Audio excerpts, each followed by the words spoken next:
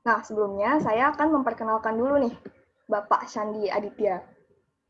Bernama Bapak Sandi Aditya, BIB, MPBS, ada IG-nya, @pakdosensyandi. Hobi beliau adalah entrepreneur dan extreme sports atau olahraga ekstrim.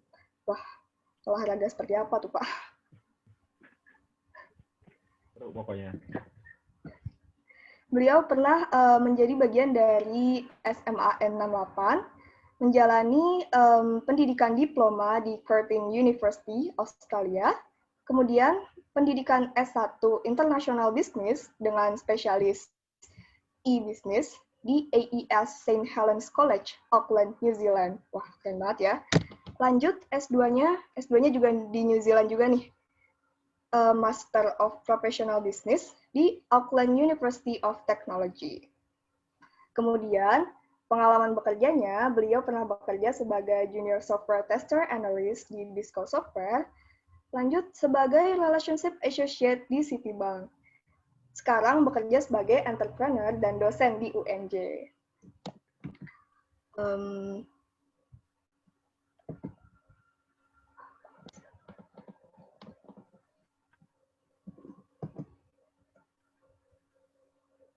Oke, langsung saja kita sambut pembicara kita hari ini, Bapak Sandi.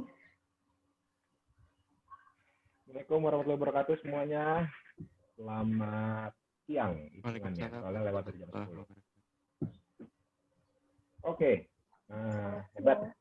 Siang-siang begini, hari Minggu, di akhir libur panjang ini semuanya masih semangat ya. Tapi kayaknya emang wajib semangat sih karena anak-anak saya aja udah pada mulai bosan gitu kelamaan libur. Jadi cocok banget nih momennya untuk mendapatkan sedikit banyak ilmu tentang apa yang kita akan bahas hari ini. Digital marketing hack. Ya. Itu clickbait-nya ya. Tapi saya agak spesial untuk hari ini, untuk pembahasan ini, karena apa yang saya buat itu akan dalam bentuk checklist. Jadi silakan teman-teman screenshot atau ditulis atau nanti mungkin bisa di-share PowerPoint-nya, karena ini akan jadi guidance buat teman-teman yang mau mendigitalisasi bisnisnya nanti gitu. Atau misalnya di sini ada teman-teman penggiat UMKM yang belum banget masuk digital, ini akan bisa jadi guideline-nya. Oke, saya akan coba share.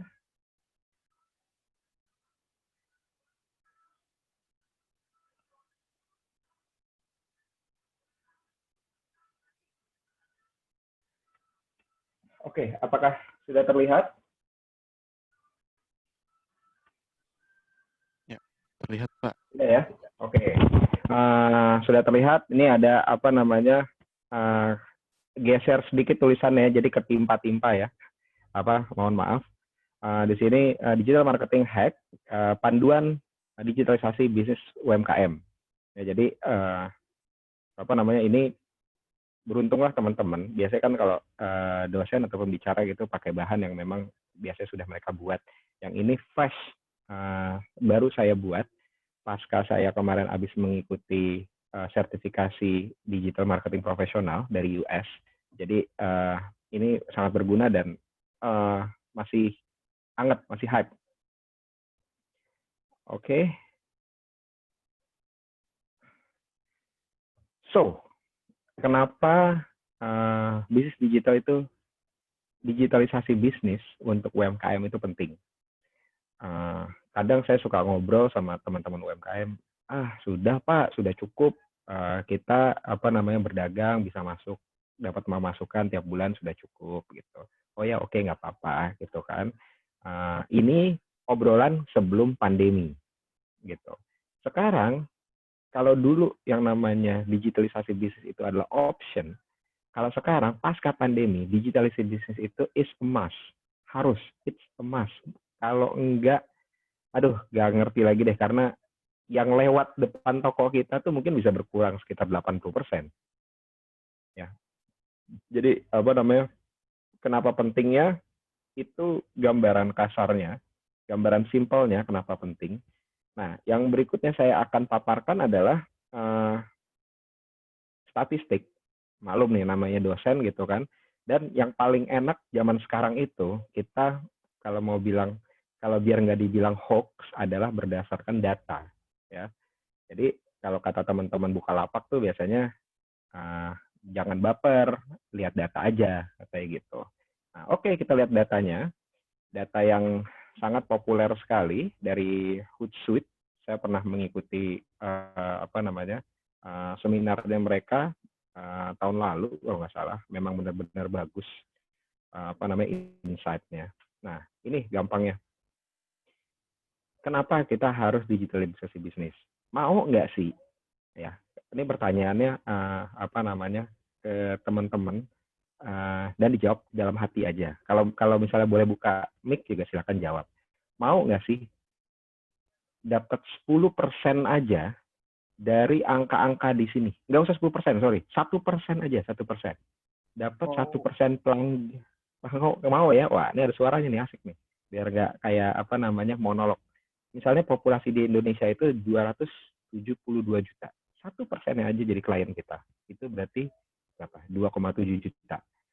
1% aja dari orang Indonesia yang terkoneksi oleh mobile phone, berarti sekitar 3 juta.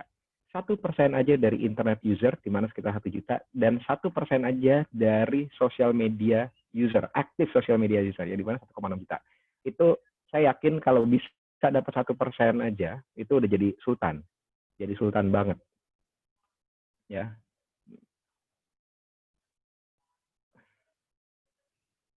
Oke, nah ketika tadi kita lihat populasinya sebegitu besar, sekarang kita lihat lagi kalau kita lebih spesifik lagi, berapa lama orang-orang Indonesia itu menghabiskan waktunya di media. Nih, lihat nih. Menggunakan internet, average-nya 7 jam 59 menit. Sosial media itu 3 jam 26 menit. Saya yakin yang ada di sini pasti lebih dari 3 jam 26 menit ya, pasti. Karena ini kita Indonesia di average-kan sama teman-teman yang dari timur sampai barat. Oke, terus menonton TV masih banyak juga yang nonton. Tunggu sebentar ya. Victo, I'm in the middle of something here. Alright? Biasa ada intermezzo. Terus memang teman-teman di sini nggak banyak yang nonton TV pasti, tapi teman-teman yang di daerah itu masih banyak sehingga masih di 3 jam 4 menit. Terus yang mendengarkan musik itu sekitar 1,5 jam. Yang main game juga sekitar 1,5 jaman. Oke. Nah, terus di sini saya masuk lagi ke yang biasa teman-teman pakai, yaitu apa? Sosial media platform. YouTube nomor 1, gitu. Jadi nggak heran kalau Atta Halilintar itu tajir melintir ya, gitu. Karena YouTube sudah by data, jadi nomor 1 di sini. Next-nya apa? WhatsApp. WhatsApp, nggak heran kalau banyak hoax disebar di sana, banyak BCAan-BCAan untuk mengajak apapun itu di sana.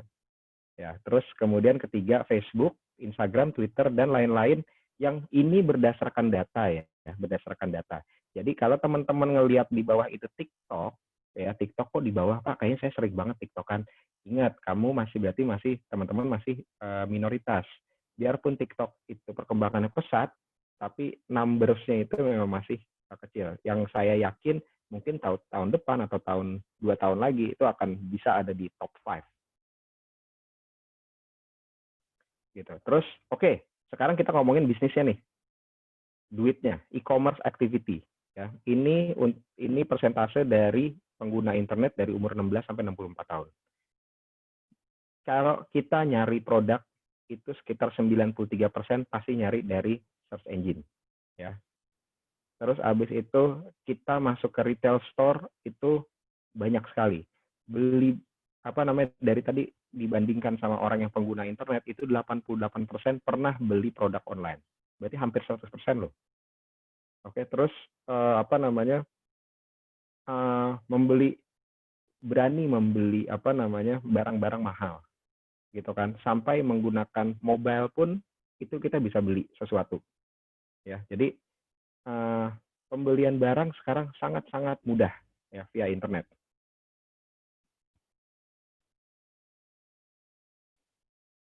Nah, terus barang-barang yang dicari ini biasanya dari mana aja? Dari search engine, dari ads on television masih ya, karena lagi-lagi kita ngebandingin sama 270 juta orang di Indonesia. Gitu. Tapi ads in social media itu juga tinggi. Recommendation or comment on social media itu masuk ke peringkat keempat. Makanya influencer itu bisnis yang menjanjikan, profesi yang menjanjikan. Kalau nggak salah kemarin pemerintah itu ngabisin sekitar 90 miliar apa untuk hanya influencer. Lagi-lagi nggak heran kenapa Atta Halilintar jadi makin tajir melintir. Itu terusnya dan lain-lain. Bagaimana kita bisa mencari satu produk. Jadi di sini kita bisa lihat kenapa penting. Bayangkan perputaran uang yang sebegitu banyak, kecepatan orang membeli sesuatu, biarpun masa pandemi itu masih tinggi. Jadi sayang nggak sih kalau kita tuh sebagai nanti pelaku bisnis atau yang akan punya bisnis tidak ikutan dalam digitalisasi bisnis ini? Itu sayang banget karena we miss so many opportunity, we miss so many potential client yang mestinya kita bisa deal sama kita, close deal sama kita, tapi enggak kalau kita enggak punya digital platform. And then terus kita mau ngapain nih? Oke, mari kita mulai guideline-nya. Guideline ini banyak di internet, saya yakin gitu. Saya pakai salah satunya ini karena lately saya baru belajar ini dan ternyata sangat lengkap sekali. Jadi saya akan bantu nuntun teman-teman bagaimana menggunakan ini. Ya, ini terkenal namanya SOSPAC. Ya, S-nya stand for Social Situation Analysis. Kita menganalisa dulu keadaan kita sebenarnya. Terus O-nya for Objective. Jadi kita mau ngapain nih, gitu. Kita mau ngapain ketika kita udah tahu situasi kita dan kita akan mau apa. Kemudian another S stands for strategy. Kita nggak bisa berjalan tanpa strategi, ya. Yang ada buang-buang duit aja. And then T for tactic and action. Itu pergerakan kita akan seperti apa, ya. And then C, the last letter is control. Jadi bagaimana kita mengontrol hal ini, melihat apa yang kurang, apa yang bagus, dan kita akan continuously improve. Oke, kita akan go through this one by one.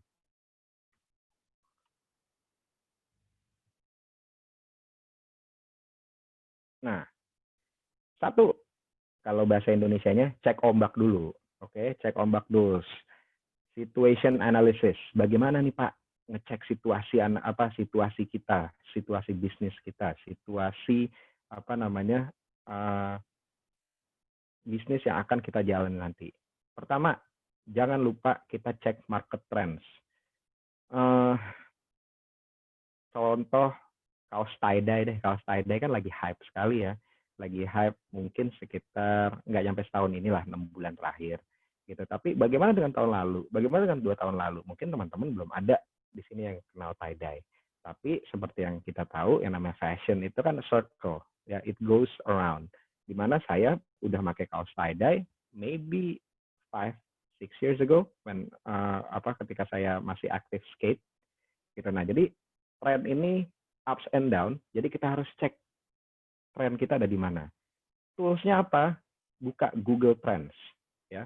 Google Trends kalian ketik aja nih sambil dengerin gitu kan. Nah, jadi kayak dengerin podcast gitu sambil dengerin. Terus coba buka Google Trends. Habis itu coba ketik-ketik keywords yang related tentang bisnis teman-teman. Gitu. Apakah pecel lele masih in apa enggak gitu. Apakah skateboard masih in apa enggak gitu. Or whatever. Coba dicek. Ini adalah minimal tools riset kamu sehingga kamu nggak benar-benar buta dalam rencana menjalankan bisnis. Kemudian yang paling gampang berikutnya apa? Social media hashtag. Ya, dilihat tuh teman-teman pasti udah familiar kan yang namanya Instagram gitu, yang namanya trending di Twitter. Coba lihat hashtag-hashtagnya. Berapa banyak post di sana? Kalau misalnya postnya masih 100 ke bawah, biasanya fewer than 100. Nah, berarti kan itu trendnya nggak bagus. Tapi kalau sudah sampai 1000, sudah sampai 1 juta, berarti there is a trend over there. Kamu coba buka hashtagnya, coba follow, lihat bagaimana teman-teman yang lain melakukannya. Oke, Terus ketiga, tools berikutnya adalah Facebook Insight. Jangan mentang-mentang Generation Z, terus jadi nggak main Facebook lagi ya. Facebook itu sampai sekarang masih sangat powerful, karena mereka one of the earlier social media, sehingga data yang mereka punya itu sudah lama sekali, sudah banyak sekali, sehingga big data mereka itu bisa dibuat insight sampai very very detail. Jadi coba kalian lagi-lagi googling, tulis keywordnya Facebook Insight dan lihat seperti apa kira-kira produk-produk atau service-service yang akan teman-teman lakukan. Apakah masih in, apakah enggak, di situ bisa dilihat. Oke. Kemudian we move on to performance benchmark. Ya, saya yakin teman-teman di sini ketika udah punya bisnisnya itu pasti punya sosial media, hopefully punya website gitu. Terus bagaimana cara ngecek performance kita? Gampang, tinggal buka Alexa atau SimilarWeb, lihat performance kita tuh lagi di mana. Compare our website or our social media with other competitors, ya. Jadi dengan dengan pesaing-pesaing kita, lihat apakah kita di bawah, apakah kita di atas. Nah, di situ bisa dilihat kalau kita di bawah, kira-kira kenapa ya? Kalau saingan kita di atas, kira-kira kenapa ya? Nah, itu bisa dicek. Ini ada website benchmark, toolsnya Alexa atau SimilarWeb. Kemudian untuk social media benchmark, itu ada Rival IQ benchmark. Itu bisa lagi-lagi di googling, dilihat, coba dipelajari pelan-pelan bagaimana menggunakannya. Atau nanti, ya ketika kita kan ada di satu grup nih, ketika ada di satu grup, kita akan bisa sharing ini lebih jauh gitu, sambil nanti kita bantu tuntun bagaimana cara ngelakuinnya. Terus kemudian terakhir untuk dicek ombak ini adalah SWOT analysis. SWOT analysis mungkin buat teman-teman yang di ekonomi, it's a very normal thing. Gitu, semuanya harus based on SWOT analysis. Tapi untuk teman-teman yang mungkin belum tahu, ini adalah singkatan. Singkatan dari S itu dari strength, kekuatan kita tuh punya apa, kekuatan posisi kuat kita tuh di bagian apa. Terus abis itu weakness kita itu apa, kita harus tahu. Jadi in order for us to win 1,000 battle, kita harus tahu kelemahan kita dan kelebihan kita dan kekurangan kita. Jadi strength and weakness itu ada di dalam diri kita, dalam perusahaan kita, dalam produk or service kita. Kemudian O for opportunity, kita lihat di luar kesempatan apa aja yang kita bisa raih. Jadi ini udah keluar ya, lihat kesempatan-kesempatannya. Dan C for threat, jadi ancaman-ancaman dari luar sana, entah itu kompetitor, entah itu harga, entah itu pandemi, whatever. Ini harus di list down semuanya.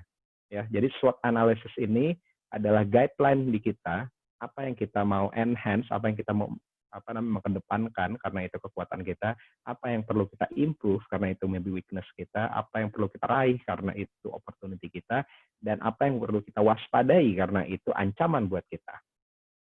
Oke, masih mengikuti nih ya? Aman Pak, aman. Oke, kita minum dulu sebentar. Next, objektif atau jadi sebenarnya lo maunya apa untuk usaha, untuk produk dan service lo. Lo jadi maunya ngapain nih? Apakah mau jadi number one brands in the world gitu, kayak Supreme, kayak dan lain-lain gitu, or mau apa? Kita harus lagi-lagi elaborate, write it down, jadi hitam di atas putih, kelihatan sama kita. Jadi kita maunya apa nih? Ini saya simplify dengan menggunakan sistem SMART. Lagi-lagi ini sesuatu yang kalian mudah cari di internet. SMART, again, itu adalah abbreviation. Jadi ini singkatan dari S for specific, ya. Spesifik, tujuan kita mau apa? Be very specific. Apakah kita mau mendapatkan omset yang 1M sebulan gitu? Tulis aja, nggak apa-apa. Tulis semuanya yang kamu mau. Jadi brand yang dipakai sama Anya Geraldine misalnya gitu kan.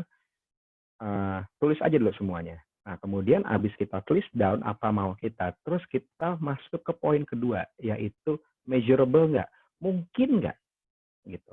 Mungkin nggak? Jadi measurable itu bisa terukur nggak?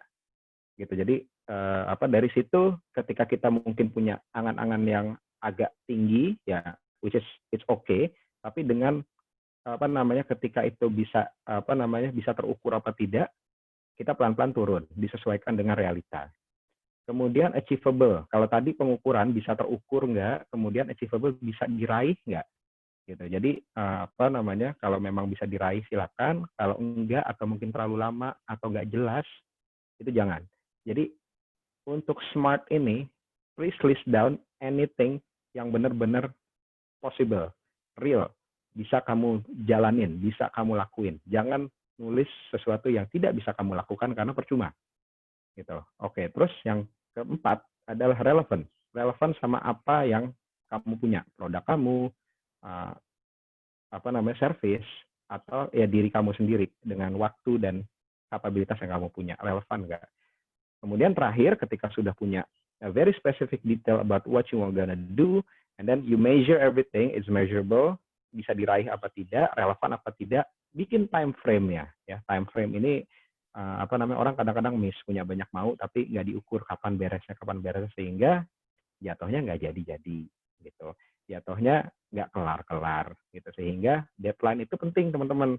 Jadi tidak hanya dosen aja yang bikin deadline, tapi kalian juga bisa bikin deadline untuk usaha dan produk serta service kalian gitu. Apa tujuan SMART ini adalah untuk, makanya ini ada panah ya, panah ke samping kanan, karena company kita, produk kita, serta service kita itu harus grow sales. Salesnya harus naik dong. Kita mau itu semua terjadi kan. Nggak mungkin satu hari kita jual satu barang aja gitu kan. Nggak mungkin. Kita mau kalau bisa sehari yang beli 1.000 orang gitu kan. Jadi karena kita mau sales kita grow. Kemudian apa? Kita mau produk atau service kita punya value terhadap orang yang beli. Gitu. Jadi makanya harus very spesifik, kita mau seperti apa produk kita. Terus kita juga mau dekat sama customer sehingga mereka akan jadi tim advokasi kita. Mereka akan jadi so-called ambassador kita untuk memasarkan barang-barang kita. Karena kalau biasanya nih teman-teman suka nonton unboxing atau influencer yang lain ya, pasti suka ada jargon, ini saya nggak dibayar ya, tapi emang saya suka produknya. Nah, itu a very good gimmick, tapi emang kalau nggak sedikit orang yang benar-benar melakukan itu karena emang they trust the brand, they trust the product, they trust the service because they are satisfied, puas. Sehingga ini yang kita mau, customer kita tuh dekat. Kemudian apa? Kita mempunyai competitive cost atau save cost mereka. Apalagi kayak pandemi segini. Mereka mau barang yang quality bagus, kebersihannya terjaga segala macam, tapi harganya juga tetap kompetitif. Itu harus dijaga. Itu yang kita mau. Dan terakhir, yang lagi hype sekarang adalah your product or service must available online. Oke. Jadi kalau nggak online, ya nggak ada poinnya kita meneruskan apa yang akan kita bahas sekarang. Jadi everything has to be available online. Bagaimana kita bisa mendapatkan goals ini through SMART? Ya, kamu bikin list down-nya based on SMART system di sini.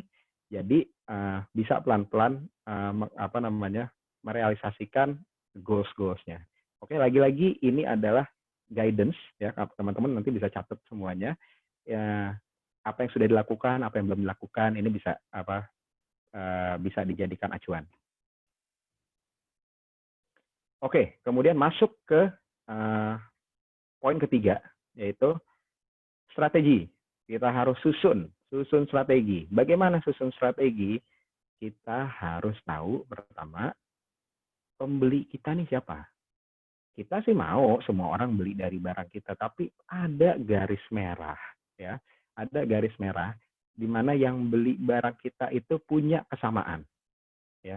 Our ideal customers itu pasti ada, nggak mungkin nggak ada, ya. Itu akan bisa terbentuk dengan sendirinya atau kita tailored, kita berstrategi agar itu semua kelihatan. Bagaimana caranya?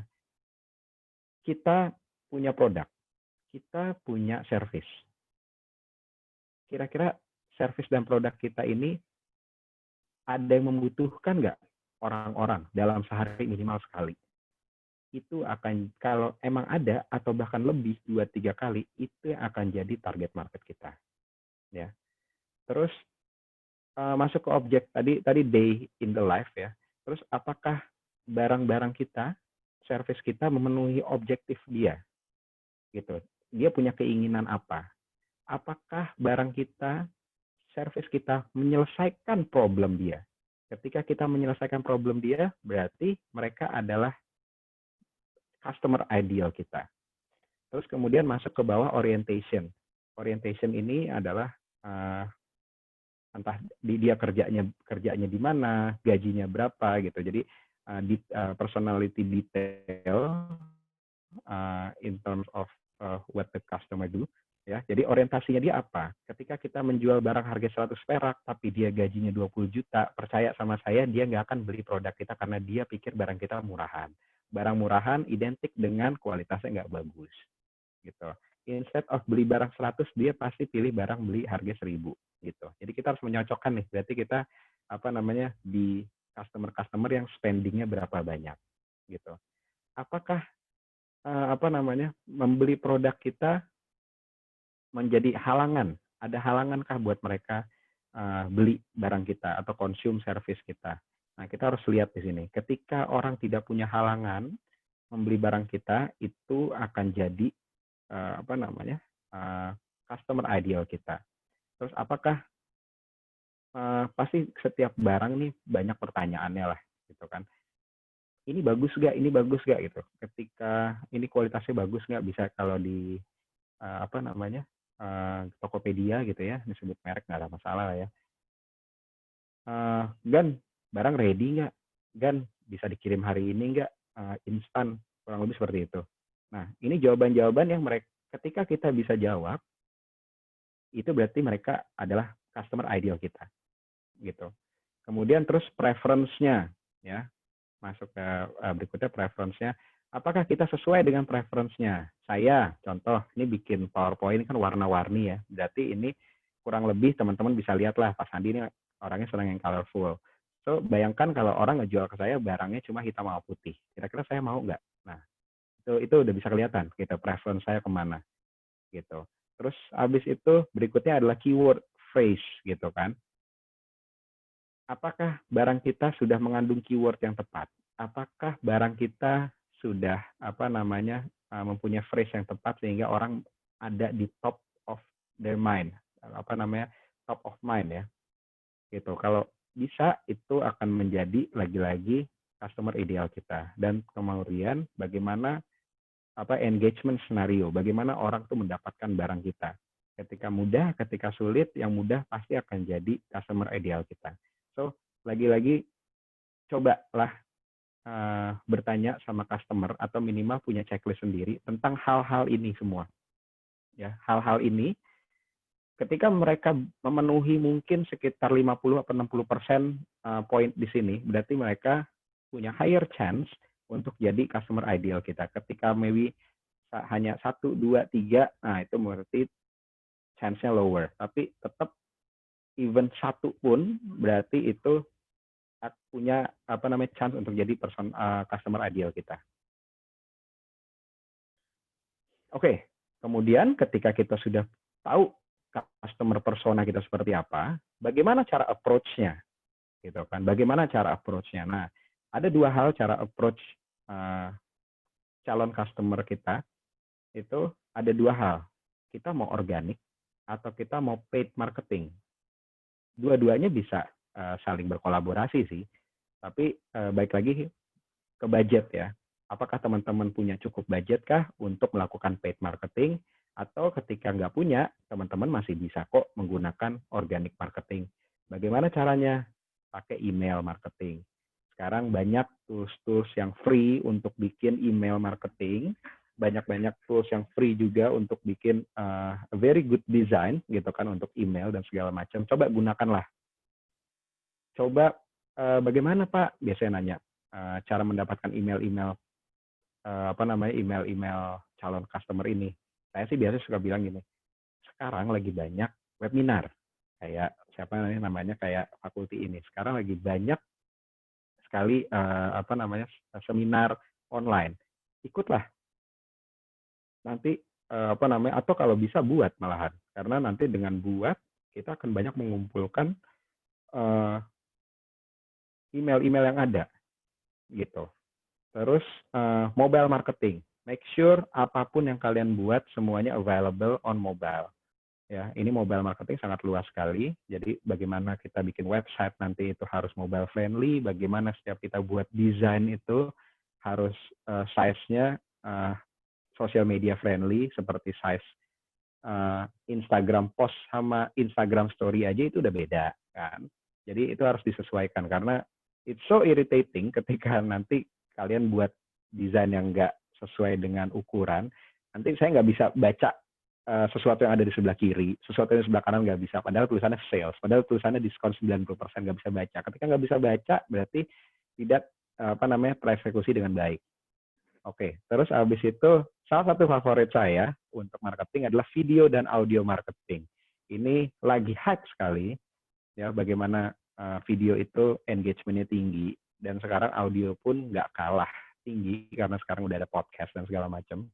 Ya, jadi kalau punya keahlian bikin, kalau ada budget untuk minta tolong orang bikin, silakan, bisa. Oke, kemudian berikutnya yang di bawah itu survei dan form. Ini agar kita bisa mengetahui lebih banyak tentang customer kita, maunya seperti apa, atau mengambil data dari mereka sehingga kita bisa tahu lebih banyak dari mereka dan memenuhi kebutuhan-kebutuhan mereka. Oke, kemudian affiliate programs. Affiliate program bahasa gampangnya adalah kolaborasi.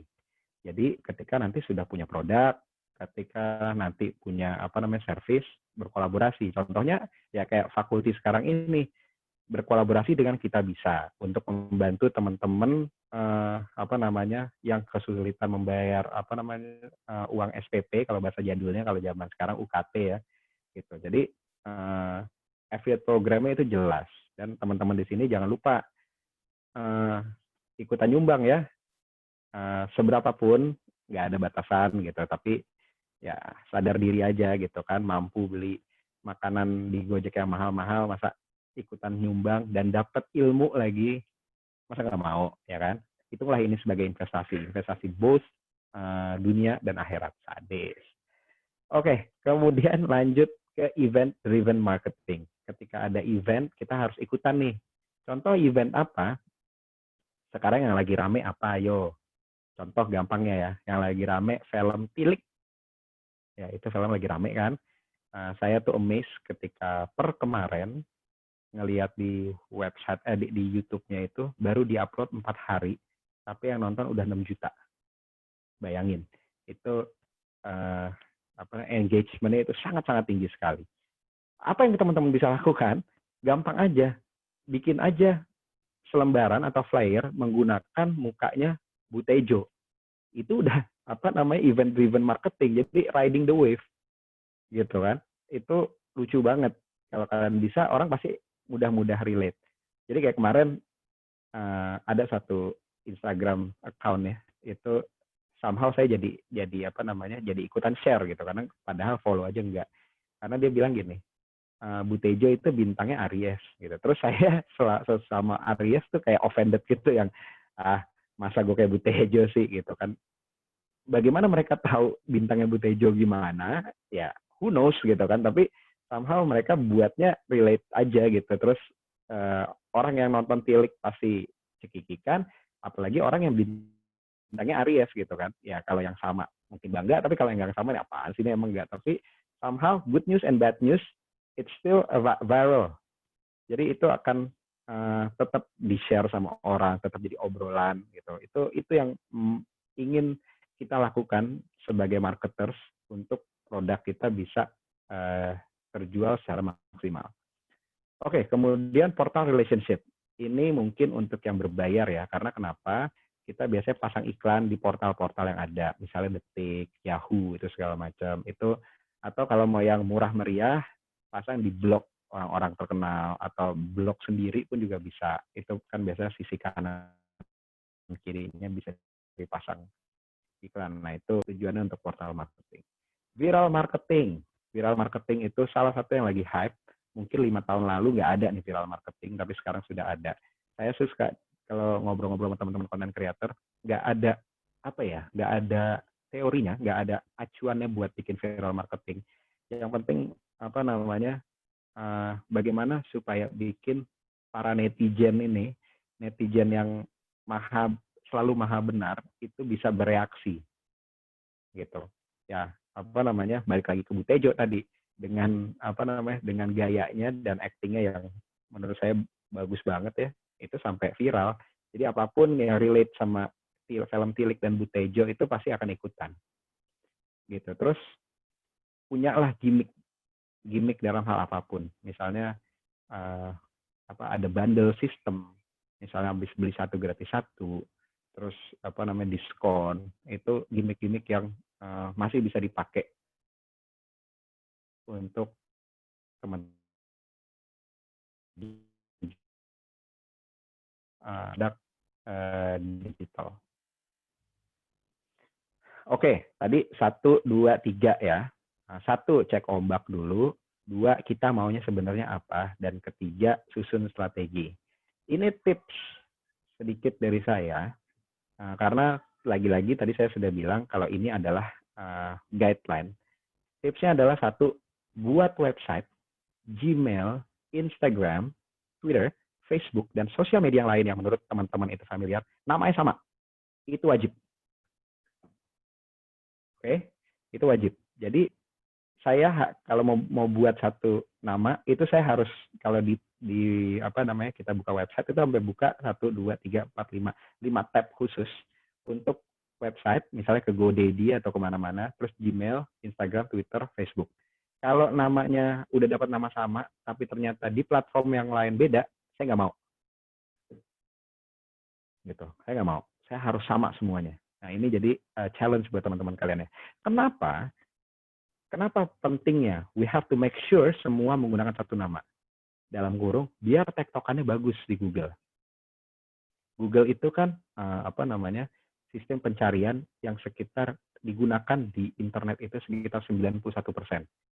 Among everything. Berarti kan itu monopoli banget ya. Monopoli banget. Jadi Google itu punya sistem namanya Spider yang akan terus mencari informasi yang dicari sama di Google-nya. Ketika let's say misalnya ngetik Pak Dosen Sandi, itu ternyata emailnya ada, Gmailnya ada, websitenya ada. Gmail berarti related sama YouTube ya, terus Instagram, terus Twitter, Facebook, itu nilainya akan bagus. Berarti kontennya akan bagus sehingga kita akan gampang ada di page 1. Itu yang kita pengenkan semua kan, ketika dalam pencarian kita sampai ke page 1. Jadi ini adalah yang paling penting ketika nanti teman-teman set up social media. Sehingga kita bisa punya jalur yang sudah seragam, orang nyarinya gampang, sehingga mudah mencarinya.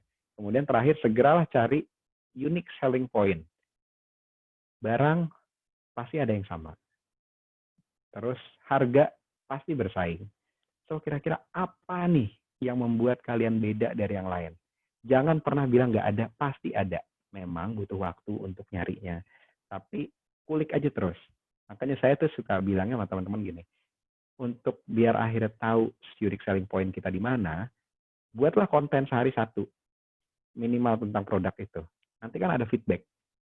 Dari situ akan pelan-pelan terasah unique selling point-nya, sehingga pada waktunya kita akan tahu apa yang membuat kita beda dari yang lain, biarpun ada 1.000.000 barang yang sama. Oke, masuk ke 4, taktik atau action. Pokoknya ini adalah momen-momen kita gas ya. Gas, jalan. Udah punya strategi, tinggal gas. 3 hal. Kita set up budget. Karena marketing bagaimanapun butuh budget. Kalau seminimum mungkin, nggak apa-apa. Masih ada organic marketing. Tapi biasanya gitu. Kalau saya suka ngasih tahu, ketika kita low cost, berarti maximum effort. Berarti effort kalian harus tinggi juga. Gitu. Terus ketika setup budget udah ada, day-to-day plan. Make sure you do something every single day. Ya, every single day harus melakukan sesuatu untuk boost up usaha kamu yang digital ini. Ya, kemudian jangan lupa bikin social media schedule biar kamu bisa kita tuh bisa menggapai semua social media channel yang ada. Gitu. Entah itu kadang buat YouTube, terus kemudian buat post di Instagram, kemudian di story bikin pertanyaan yang relate sama orang gitu kan. Terus di Twitter ikutan ngobrol Butejo tapi di relate sama dengan produk kita. Apapun, do it every day. Oke, every day. Karena sekarang kuping banyak, informasi sudah banyak. Sehingga proses untuk kita nyampe ke satu kuping ke kuping lainnya itu memang butuh effort. Sehingga bagaimana caranya kita harus konsisten untuk melakukannya setiap hari. Nah, ini lagi-lagi teori yang sangat normal juga ya. Bagaimana perjalanan strategi kita itu kalau dilihat dari customer kita. Ini namanya digital marketing funnel ya. Saya biasanya bagi 3 tuh ya. Apa namanya, dari top funnel, terus middle funnel, bottom funnel. Yang di atas itu pertama awareness. Orang tahu dulu nih. Orang tahu gitu kan, oh ternyata ada nih donat kentang enak gitu, oh ternyata ada nih roti enak gitu. Terus habis itu dengar cerita tentang ada yang makan roti ini nih enak gitu kan. Itu awareness dulu, bangun satu pengetahuan satu idea di dalam setiap otak orang. Kemudian akhirnya orang consider, beli nggak ya gitu kan. Biasanya kan suka bingung gitu kan. Kalau sudah sampai masuk beli nggak ya itu berarti udah makin deep lagi dari hanya sekedar tahu. Kita consider to buy this product. Biasanya dari apa? Dari testimoni orang. Terus dari referral. Orang menawarkan, gue udah makan nih, lo nggak mau coba? Misalnya seperti itu. Terus kita misalnya buat gimmick-gimmick yang lainnya seperti kita ada blogs, ada video how to, video tutorial seperti itu. Kemudian sampai pada akhirnya kita masuk ke conversion. Akhirnya beli barangnya, ya. Akhirnya beli, kita nyobain, oke deh beli deh, coba deh gitu kan. Itu berarti kalau di website berarti kita ada call to action-nya, ngeklik ya. Entah itu email kan, entah itu masuk link yang masuk ke WA misalnya segala macam ya. Terus atau kita ada di sebuah event, itu ada self offer. Ketika akhirnya orang coba, dia suka, dia puas, sehingga apa yang terjadi, loyal, ya. Ketika loyal itu akan dapat feedback nggak dari orang lain tapi dari kita sendiri, gitu. Kita jadi menyuarakan produk atau servis kalian ini beneran bagus, beneran enak, beneran puas dipakainya, dan kemudian masuk ke advokasi. Bagaimana teman-teman tadi, customer yang sudah nyoba, sudah puas, mereka akan menyuarakan, ya, menjadi agent kita, ngasih tahu ke orang lain, ini enak loh, mendingan beli ini aja deh, gitu. Mendingan beli barang ini aja, gue kenal kok orangnya, misalnya gitu. Langsung telepon aja. Nah, ini perjalanan dari kita membuat marketing strategi, digitalisasi, sampai akhirnya orang percaya sama produk kita, ini perjalanannya. Tenang aja, ini ada tools-nya semuanya. Tools-nya apa? Nah, sama kan tuh ya, kalau dibolak-balik tadi sama. Tools-nya apa untuk membangun brand awareness ini? Kalian silakan pakai YouTube, silakan pakai Twitter, silakan pakai Instagram, Facebook, maybe LinkedIn kalau memang cocok ya, atau Pinterest. Oke. Terus kemudian untuk konten-konten yang lainnya, kalian silakan nulis blog. Itu bisa juga gitu. Blog tuh di website masih sangat perlu. Tapi kalau kalian nggak familiar, mungkin nulis sesuatunya itu di story atau di Instagram gitu, itu masih bisa. Atau di Facebook, semua bisa. Kemudian nanti dilihat performance kita gimana pakai Google Analytics, ya. Kalau nanti mau juga pakai channel mail marketing, pakai Mailchimp bisa, gitu. Terus dan semuanya yang ada di sini ini adalah tools-tools yang bisa dipakai sama teman-teman untuk melihat, ya, menggunakan digital marketing strategi agar sampai ke calon-calon customer kita. Oke, jangan lupa nih di search juga bisa di internet. Saya juga ngambil dari internet, tapi saya akan bantu menjelaskannya agar lebih mudah dicerna. Tapi kalau mau di screenshot pun boleh. Oke, nah, ini software-software yang kalian bisa pakai lagi ya, tentang membuat awareness bagaimana, terus bagaimana memanage digital marketing teman-teman gitu, automation, nanti untuk bikin kreatif konten pakai apa gitu, untuk analisisnya, untuk intelijennya, dan untuk kolaborasinya saya pakai udah hampir semuanya yang ada di sini gitu, dan proven, jadi sehingga kalau memang disatukan jadi satu kesatuan dalam sosial media channel kita, itu akan sangat powerful sekali. Nah, kadang masih ada yang zaman sekarang nih ya, masih ada yang belum bikin website. Tapi I strongly suggest kalian punya website. Gitu. Website itu ya memang ada cost-nya sih, tapi nggak mahal kok sebenarnya kalau hanya untuk landing page aja gitu, mungkin sekitar 1 juta atau kurang gitu kan. Plus ada domain untuk satu tahun. Kenapa website itu perlu? Karena it will be your digital business card. Sepenting itu ya. Kartu nama kalian itu ada di website. Terus kemudian website itu salah satu yang paling easy to discover in search engine result. Ya, jadi paling gampang sebelum nanti akhirnya masuk ke sosial media kita itu website duluan. Kemudian of course ketika kalian punya website itu increase kredibilitas, dan kemudian bisa langsung diimplementasikan SEO atau yang namanya Search Engine Optimizer. Itu akan membuat pengetahuan calon-calon customer kita tentang kita itu akan semakin luas. Kemudian website itu open 24/7 ya. Dan everyone has it. Semua orang punya website, apalagi yang punya digital business, including your competitor. So, saya stressing di sini. Jadi bayangkan ketika kita punya pesaing kita punya website dan kita enggak. Kira-kira saya tanya ke kalian deh, kira-kira kalian mau beli barang yang mana, yang punya website atau enggak? Gitu. Jadi sepenting itu website, minimal kita bisa menyamaratakan apa yang orang-orang juga punya. Gitu. Jadi kita nggak ketinggalan. Oke, tips untuk website lagi, nih. Beli domain dulu deh untuk secure namanya. 200-300 ribu. Untuk yang .com bisa, untuk yang .id lagi hype sekarang ya. Itu karena Indonesia banget. Silakan. Terus abis itu landing page is your shit, man. Landing page is the most important page of all dari website kamu. Ya, bahkan kalau memang perlu buat landing page-nya aja cukup. Gitu. Kenapa? Karena landing page tersebut nanti yang akan lead ke call to action. Call to action itu apa? Call to action itu bagaimana orang dari tingkat awareness-nya melihat website kita ada, mulai consider dan akhirnya convert ke service atau produk kita. Karena kenapa? Di situ ada yuk join yuk, email aja ke sini, yuk join yuk WA aja ke sini. Itu call to action. Ya, jadi bagaimana akhir orangnya setelah melihat informasi dan benar-benar bertanya atau langsung menggunakan service kita. Itu ada di landing page.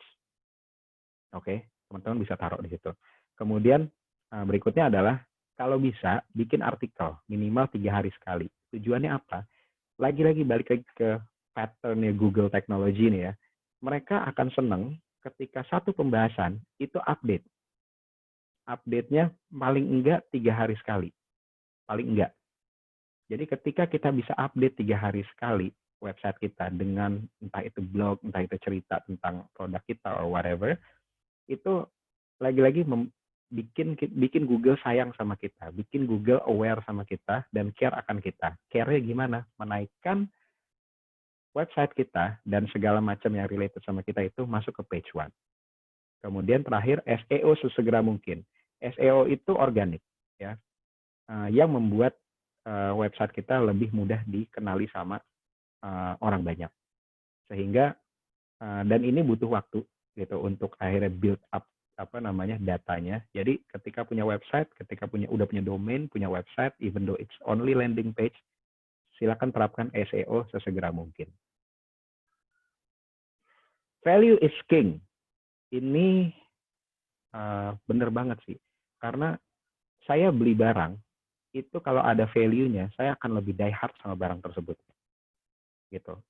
Karena nggak hanya memuaskan kita akan kebutuhan barang tersebut, tapi kita puas, kita bisa jadi bangga lah, ikut bangga karena pakai produk tersebut. Misalnya Gojek deh, saya somehow ya Gojek over Grab, saya Gojek banget gitu, karena dengan value-nya dia yang membawa karya anak bangsa, biarpun suppliernya juga udah dari mana-mana ya gitu. So identity-nya udah jelas di situ, identity Gojek buatan Indonesia. Bagaimana relationship-nya itu udah bagus banget, community-nya sudah kuat sekali. Bahkan ya kita pun yang mendengar di sini mungkin juga jadi salah satu advokasinya, yaitu udah makanan ini beli Gojek aja, udah gojekin aja, Gojek everywhere, sehingga value itu udah embed sama brandnya ya, sehingga orang akan mudah mensiarkannya. Kemudian service, ketika service bagus nggak mungkin nggak balik, percaya ya, itu pasti ya. Jadi harus di-maintain pre-sales-nya, sales prosesnya, dan post-sales-nya itu harus di-maintain. Jadi abis orang beli barang kita, coba service kita, jangan malas kontak mereka lagi. Kalau malas, berarti kalian tahu ada yang salah dengan service kalian atau produk kalian, dan kalian malu untuk nanya balik. Nah, itu udah tanda-tanda kehancuran tuh.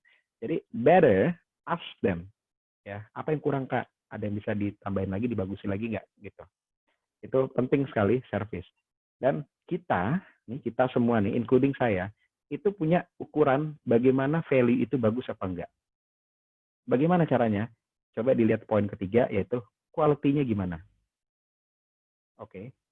Terus cost-nya gimana? Dan delivery service-nya seperti apa. Contoh nih, ini yang saya alami sendiri ya.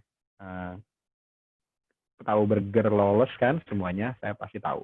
So far, saya pecinta burger, garis keras, masih bilang Lawless itu burger nomor 1 di Jakarta, karena enak. Nah, ketika saya pernah BM, banyak maunya banget pengen makan Lawless, dan waktu itu Lawless belum ada di Menteng, saya masih niat beli Lawless lewat Gojek, ketika dia masih di Kemang, untuk anterin ke UNJ. Gitu. So, di situ quality-nya saya sudah percaya, cost-nya ya udah gitu, burger seenak itu wajar, saya di otak saya seperti itu, dan bisa pakai Gojek. So semua itu terpenuhi, sehingga ya makin menguatkan di image saya. Mereka sudah menginception brand mereka di saya bahwa Lawless itu ya worth it gitu kan, bisa dikejar. Jadi value is king.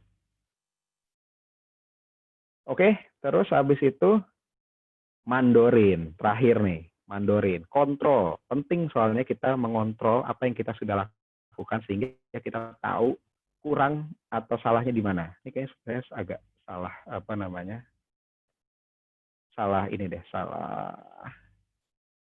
salah gambar, tapi it's okay. Saya akan langsung ke sini. Ya, sekarang bisa dilihat di sini. Ada buyer's journey, ada objektif, ada social media strategi, social media activity, social KPI. Nah, saya akan fokus di social KPI dan business impact. Ini kontrol kita. Ya, ini kontrol kita. Kenapa kontrol kita? KPI itu stands for Key Performance Index. Ketika kita melakukan sesuatu, feedback-nya apa? Contoh, ketika kita sudah build awareness di social media, kita harus tahu impression-nya sebagaimana banyak, reach-nya sebagaimana banyak. Jadi make sure teman-teman yang udah punya Facebook, yang punya Facebook dulu ya, jangan lupa bikin page, Facebook page. Jangan jualan pakai Facebook personal. Satu, nggak boleh dapat sama Facebooknya, jadi nanti ada chance untuk di-ban. Dan kedua, nggak ada insight-nya kalau personal. Tapi kalau page ada. Nah, ini jadi dicatat nih ya. Gitu. Terus kalau kalian pakai Instagram, make sure Instagramnya dirubah jadi bisnis. Oke, sehingga lagi-lagi bisa dilihat insight-nya. Sehingga kalian bisa tahu real untuk impression-nya dan reach-nya. Oke, terus abis itu lihat number of engagement-nya. Jadi engagement tuh kalau di di sosial media tuh gimana sih? Kalau di Instagram itu number of shares, berapa yang shares feed kita, berapa yang save feed kita, berapa banyak yang komen gitu. Jadi kalau impression atau reach itu cuma hanya lihat dan love aja mungkin ya. Tapi kalau engagement itu lebih dari itu, komen, DM langsung gitu kan, save atau share sampai segitu. Terus akhirnya decision. Nah di sini sudah terjadi conversion, sudah terjadi pembelian barang. Jadi berapa salesnya itu harus terukur. Kemudian habis itu berikutnya adalah social KPI-nya adalah berapa banyak kita dimention sama orang gitu. Bayangkan influencer aja untuk mention sesuatu itu harus bayar kan. Nah, bayangkan warga-warga netizen yang super banyak ini mention satu brand karena mereka simply puas dengan brandnya. Jadi mereka akan jadi lagi-lagi agent kita, ya kan? Terus di sini earn mention, customer care metrics, apa segala macam itu semuanya harus diukur. Sentimen-sentimen, berapa orang yang referral barang kita, siapa yang jadi free influencer buat produk kita, gitu kan. Positive word of mouth-nya itu harus kita bisa ukur. Bagaimana cara mengukurannya? Nah, pertama, bandingkan performance sosial media kalian dengan waktu yang kalian habiskan dan biaya yang dihabiskan. Cara ngitungnya dari mana? Lihat 4 poinnya, cek visitors-nya, berapa followers kamu, berapa yang visit profile, udah punya fans belum, udah berapa banyak yang shares, dan udah berapa banyak orang yang mengarahkan orang lain untuk ke produk kita. Oke, ini cara pengukurnya. Terus kemudian berikutnya cek your payment gateway. Coba cek di sales-nya, gitu kan. Kemudian average order value-nya.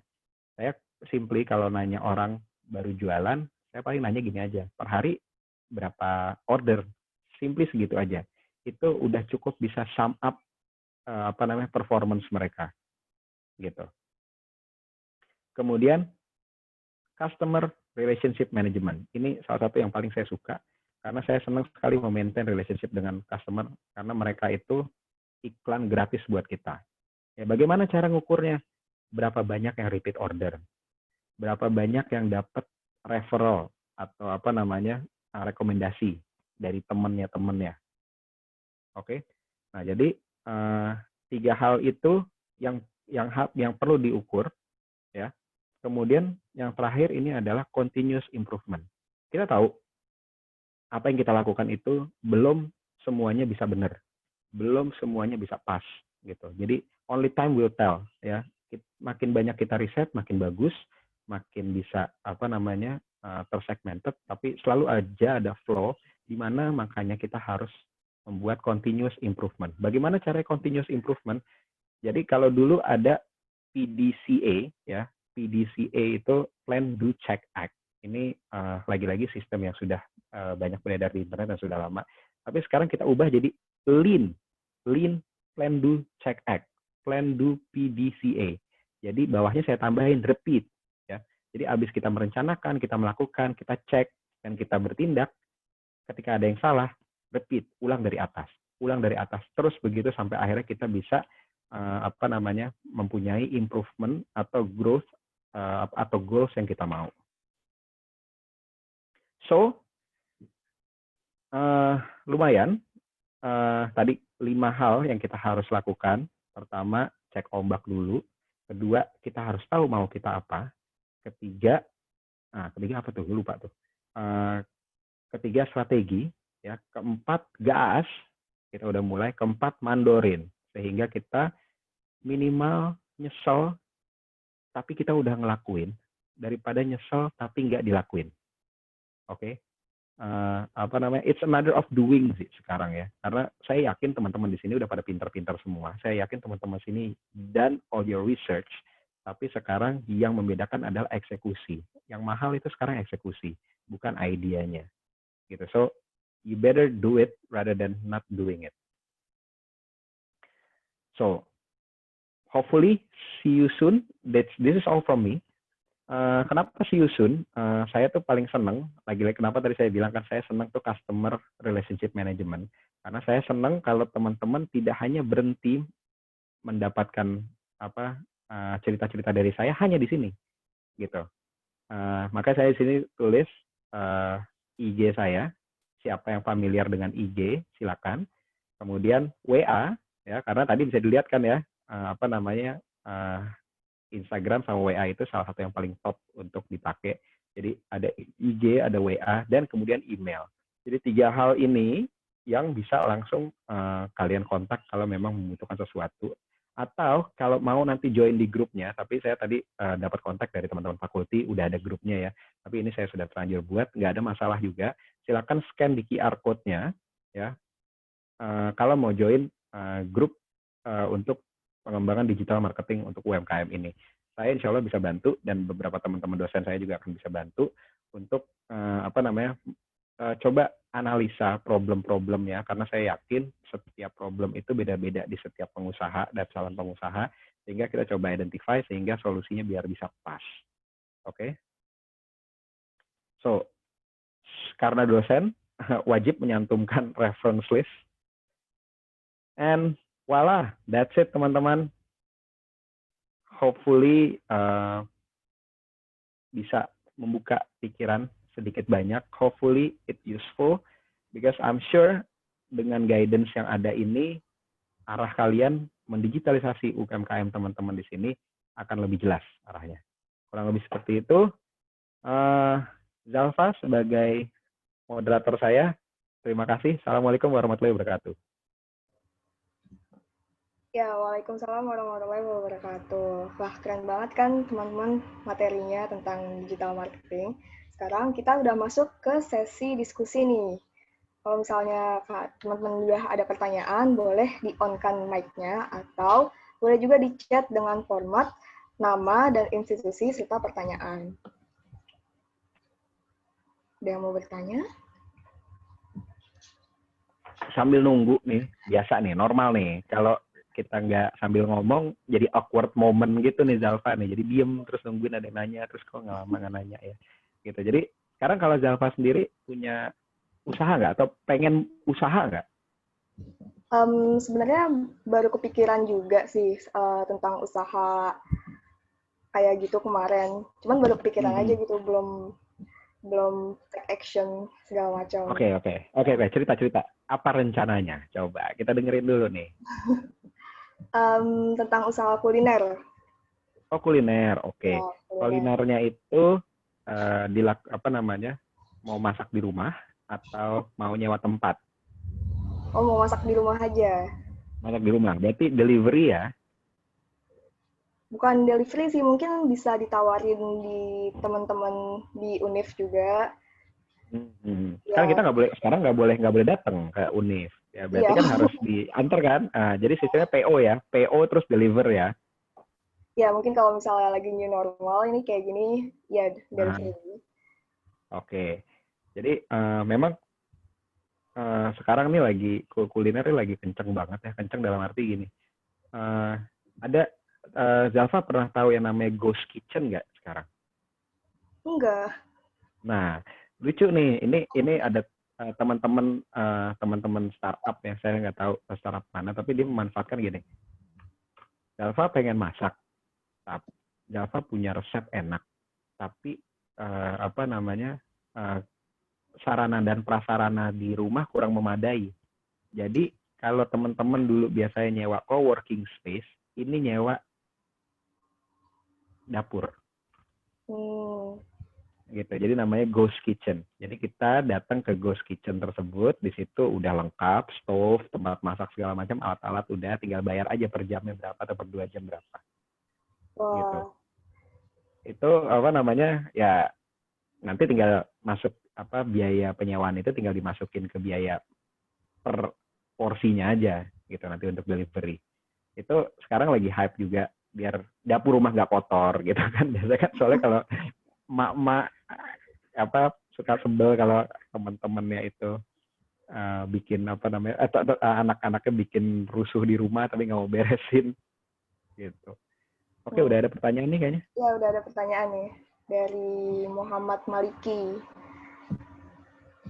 Saya pernah bikin campaign di FBM, tapi hasil ROAS di FBM sama Google Analytics-nya beda. Lebih memakai yang mana ya sebagai indikator patokannya? Oke. Apa namanya, FBM tuh untuk Facebook ya. Terus sebenarnya sih jelas kalau dibilang beda karena apa namanya, Facebook itu ya punyanya dia sendiri. Kalau Google itu ambil punya Facebook juga, tapi dan lain-lain juga gitu.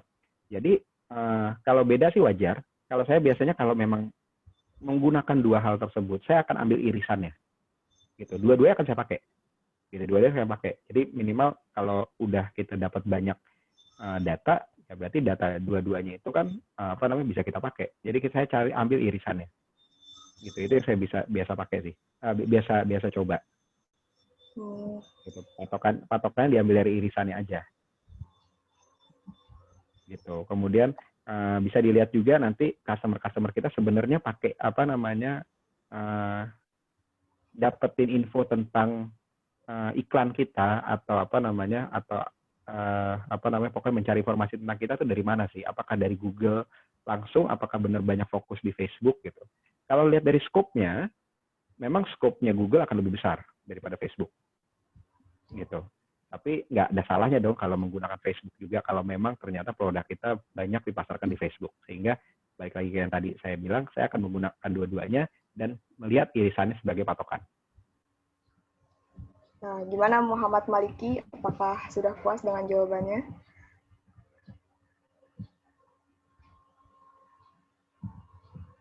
Oke, lanjut aja ya. Ke pertanyaan selanjutnya ada dari user nih. User apakah ingin mengaktifkan mikrofonnya untuk bertanya? Halo? Apakah ada user?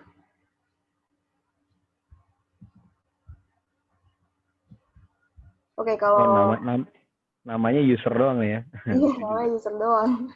Oke. Ya.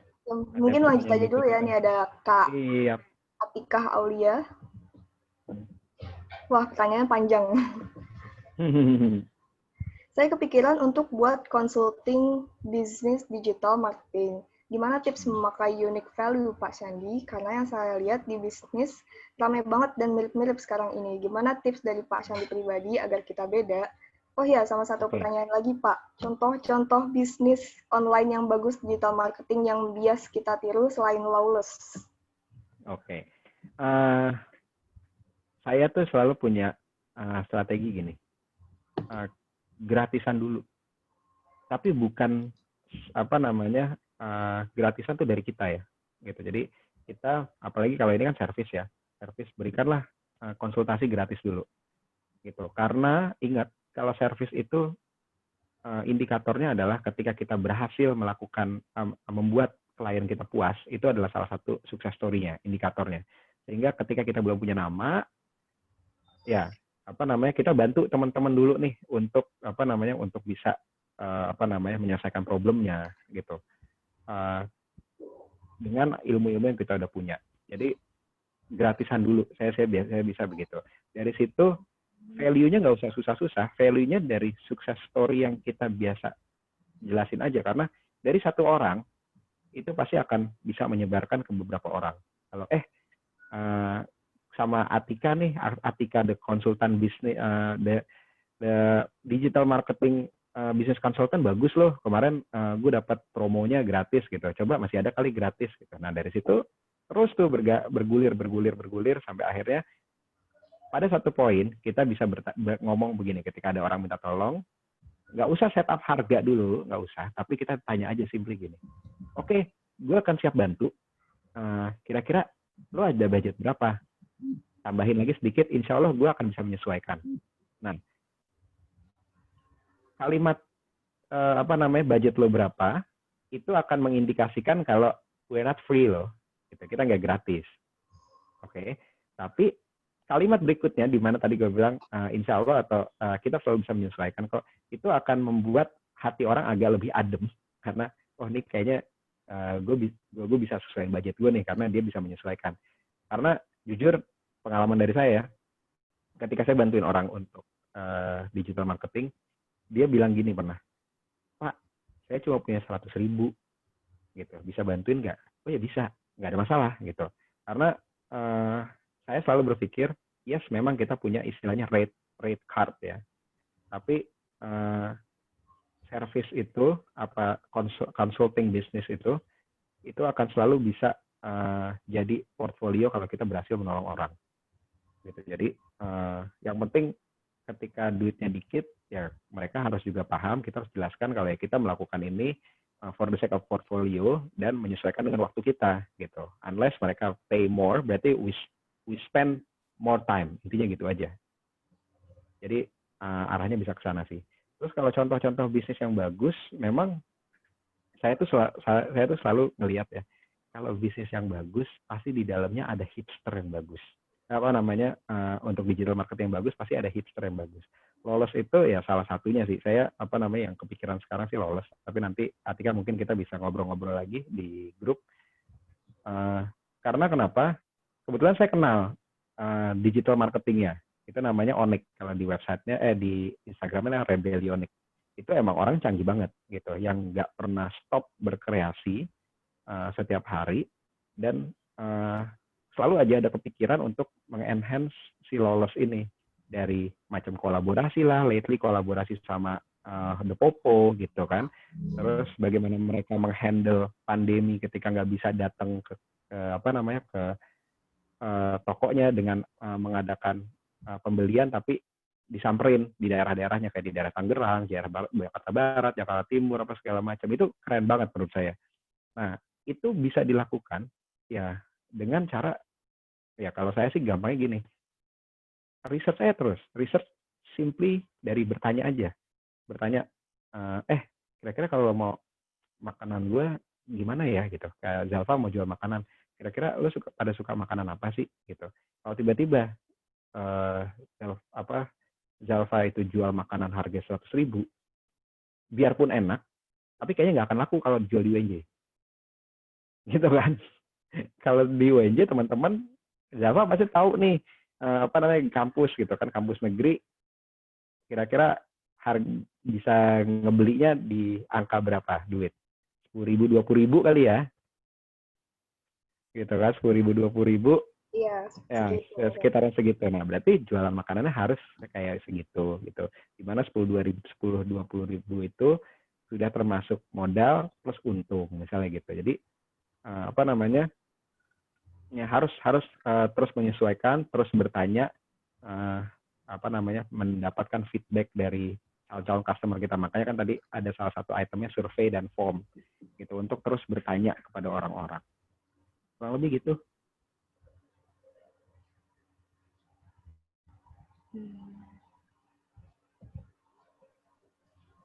Ini ada salah satu lagi nih dari Wulansari ya. Iya, dari Wulansari. Yang Pak Sandi, saya Wulansari dari UNJ. Saya sudah mulai usaha treatment wajah sejak bulan Februari, namun vakum karena semenjak ada COVID-19 untuk mentreatment tidak bisa physical distancing. Apakah ada saran? Terima kasih. Oke. Jadi gini, sekarang treatment wajah ya, face treatment. Face treatment ini apakah dibantu melakukan atau melakukan sendiri? Gitu. Kalau melakukan sendiri sih berarti simply tinggal jual aja barangnya lagi gitu via sosial media. Tapi misalnya tadinya dia melakukan servis buat mukanya terus sekarang enggak, minimal bikin tadi ada video marketing ya. Bagaimana bikin tutorial bagaimana face treatment yang baik, dipencet di sini, ditaruh di sini, harus makainya di sekitaran sini misalnya gitu. Di setiap videonya itu atau di setiap kontennya berikan value. Jadi jangan melulu kita mau jual barang, tapi bagaimana si klien itu memanfaatkan barang secara efisien. Karena istri saya juga pengguna hal-hal seperti ini ya berarti yang dikedepankan adalah dalam konten itu adalah bagaimana menggunakan face treatment tersebut atau obatnya secara efisien, jadi nggak ngabis-ngabisin gitu. Pakai dikit-dikit aja, ditotol-totol di sini, terus diusap rata, misalnya seperti itu kan. Nah, itu bisa dilakukan sehingga itu yang akan bikin relationship kita sama customer itu makin dekat. Nah, terus mulailah bikin pertanyaan-pertanyaan. Di pandemi kayak gini pada ngerasa makin putihan nggak, misalnya gitu. Karena kan di rumah terus kan, nggak kena sinar matahari kan, udah pada nggak bau matahari nih. Gitu. Terus ya apa yang bisa di enhance gitu. Jadi cobalah engage customer-nya sesuatu yang related, tapi nanti endingnya tetap ngebahas face treatment tersebut. Gitu. Ini bisa banget kok dilakukan. Bisa banget. Yang penting ini udah tinggal permainan sosial media aja yang intens dan disesuaikan dengan persona customer-nya. Ya, begitu ya, Wulansari. Apakah masih ada yang ingin bertanya lagi? Memang jadi sama ngobrol ya, Zalfa ya. Ya. Memang pandemi ini tuh ngeri-ngeri sedap, tapi dibilang seru ya seru juga. Kenapa? Karena ada hal-hal yang ya memang harus baru aja gitu. Jadi kayak sekarang saya selalu bilang sama teman-teman kalau di mahasiswa di kampus gitu, atau misalnya beberapa klien saya selalu bilang kita sekarang harus bisa menyelesaikan masalah tanpa ketemu muka. Gitu. Jadi udah nggak boleh komentar gini. Kalau Zoom kan nggak fokus, kalau gimana ya berarti gimana caranya Zoom supaya fokus gitu. Kan kalau kerja online suka ada gangguan ya, gimana caranya meluangkan waktu fokus untuk kerja beneran gitu. Karena saya jujur orang yang sangat bersyukur sekali bisa melakukan work from home ya, karena saya bisa sambil ngajarin anak saya bisa ya, di rumah dekat sama istri saya sambil tetap bekerja, malahan almost 24 hours. Gitu. Teman-teman di sini kalau yang kenal saya tahu deh bagaimana saya tuh merespon gitu. Insya Allah dalam 1 kali 24 jam paling telat itu pasti kerespon gitu, dan membantu apa yang saya bisa bantu.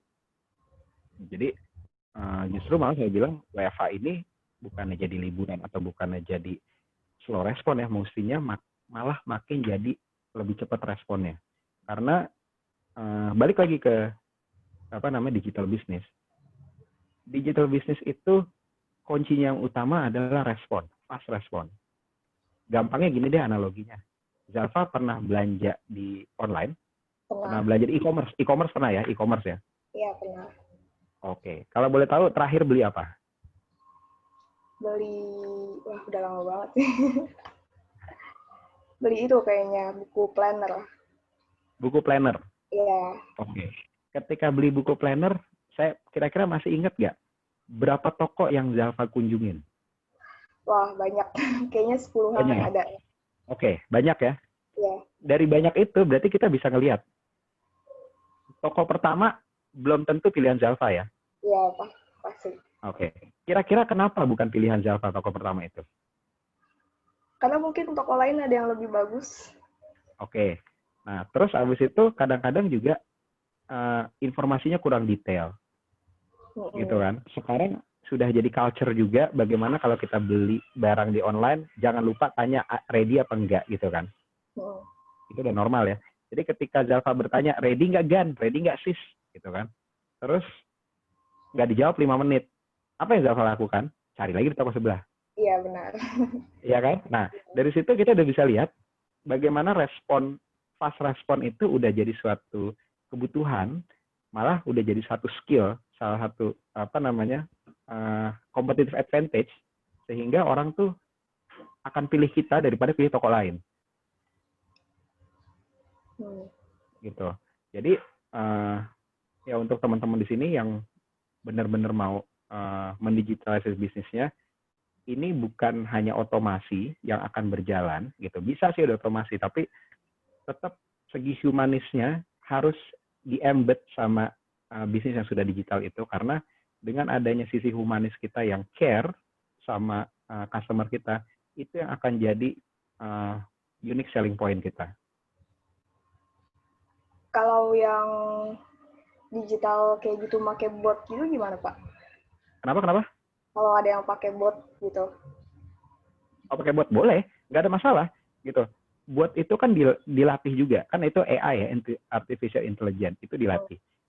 Jadi ketika itu bisa berjalan dengan baik, nggak ada masalah gitu. Contoh gini, saya kemarin habis beli masker Stay Cool. Pernah tahu nggak tuh masker Stay Cool? Jadi maskernya itu coraknya lucu-lucu deh. Nah, di situ dia udah nulis pembelian PO. Jadi kalau PO kita udah tahu ya, barangnya berarti nggak ready ya. Gitu, nggak ready. Terus udah beli. Pokoknya habis dikasih, habis itu otomatis dapat SMS, akan diproses segera mungkin. Gitu, oke. 1 minggu lewat. Udah pas mau masuk 2 minggu, gundah gulana dong. Ya kan, ini kok barang nggak datang-datang. Gitu. Terus akhirnya ketika saya cari WA-nya, ada WA-nya. WA. Terus baru ngomong gini, selamat pagi, gitu. Langsung automated text-nya keluar, halo teman-teman pecinta Stay Cool, untuk pemesanan tanggal segini akan datang sekitar segini. Itu langsung kejawab. saya langsung kejawab sendiri. Terus habis itu, oh gini, udah, oke, gitu. Berarti ini gue belum masuk tanggalnya nih, gitu kan. Karena lagi-lagi saya memang fokus dan familiar di e-commerce, jadi nggak, ya ketika saya udah dapat informasi ya cukup lah gitu, nggak pakai ngegas lain. Habis itu ketika saya dapat automated message itu, baru orang beneran jawab, hello friends, tadi nanya ada mau tanya apa ya? Saya langsung jawab, tadi mau nanya ini, Kak, mau nanya apa, kapan barangnya sampai, soalnya belum terima, tapi udah kejawab kok, makasih ya gitu. Jadi tetap mereka melakukan apa yang tadi Zafa bilang, pakai artificial intelligence, tapi tetap ada sisi humanisnya di mana jadi relationship itu lebih terjalin. Jadi nggak ada masalah selama itu memang sesuai peruntukannya. Jadi service yang bagus juga ya? Service yang bagus, benar. Jadi AI itu digunakan untuk fast respon ketika manusianya entah lagi pacaran atau lagi ngurusin yang lain gitu. Oke, kayaknya udah nggak ada yang nanya lagi. Yap. Waktunya udah habis juga sebenarnya. Kita cukupkan aja diskusi hari ini. Ada closing statement-nya, Pak. Oke, closing statement-nya adalah sebenarnya semua ilmu yang saya share tadi ada di internet. Teman-teman kalau punya motivasi belajar sendiri yang sangat-sangat tinggi, itu silakan bisa belajar, atau mungkin nanti kita belajar bareng-bareng di fakulti, karena teman-teman fakulti akan banyak bikin kelas-kelas kayak gini. Terus jangan lupa juga ketika punya rezeki lebih, kita nyumbang, membantu teman-teman kita yang lagi kesulitan UKT. Dan seperti yang tadi saya juga bilang juga, saya paling senang memfollow up apa yang kita sudah membahas bareng-bareng ini. Apalagi akan bisa spesifik ke problem teman-teman untuk UKM-UKM-nya atau rencana-rencana bisnisnya. Jadi silakan bergabung entah di grup yang saya sudah buat di di sini, di QR code yang ini, atau yang sudah gabung di grupnya fakulti, saya akan ada di dua-duanya di situ.